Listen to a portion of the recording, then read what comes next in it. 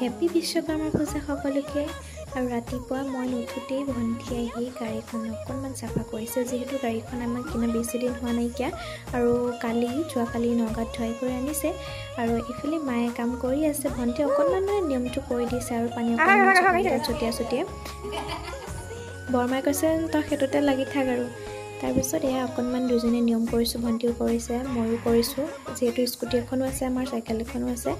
আৰু মই একোৱে চলাব নাজানো, মই চাইকেলখন চলাব জানো, তথাপিও এতিয়া তাকো নজনা হ'লোঁ। এতিয়া এইফালে বই বনাই আছে, ভিতৰত খিচিৰি, মায়ে প্ৰসাদৰ কাম কৰি আছে আৰু গোটেইখিনি আগ কৰি দিছে। এইফালে আমি সেৱা কৰিবলৈ লৈছোঁ, বৰমাই, মই, ভণ্টিয়ে। আৰু মায়ে গোটেইখিনি ৰেডি কৰিলে আৰু প্ৰসাদো দি দিলে, যিহেতু নকুল দানা আৰু বাতাচাটো মেইন হয়। আৰু এইফালে ঘপককৈ আহিলে মোৰ ককা এজন, মানে ভালেই পালোঁ আৰু ভকত এজন ওলালে। সেইফালে বৰমাহঁতো চব আহিলে, গোটেইখিনি মিলি একেলগে খিচিৰি খালোঁ আৰু চাটনিটো বহুত ধুনীয়া হ'ল। আৰু সন্ধিয়ালৈ মোৰ ভোক লাগিল, আকৌ ৰুটি ভাজি খালোঁ আজিলৈ।